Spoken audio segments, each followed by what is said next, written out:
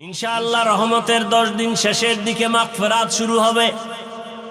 আমরা যেন আর তাহাজ্জুদ নষ্ট না করি, আজকে থেকে নিয়ত করি সাহারি খাওয়ার আগে পরে 2 রাকাত তাহাজ্জুদ পড়ব ইনশাআল্লাহ। রাজি আছি না? আল্লাহ কবুল করেন।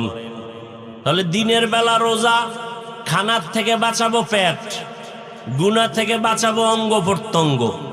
রাতের বেলা তারাবি কয় রাকাত, কোনো ফতুয়া নাই, কোনো চালাকি নাই, কোনো দ্বন্দ্ব নাই, কয় রাকাত কম পড়া যাবে না। 3 নাম্বার তাহাজ্জুদের নামাজ সারা যাবে না। 4 রমজানের বড় একটা আমল কোরআনের তেলাওয়াত। কিসের তেলাওয়াত?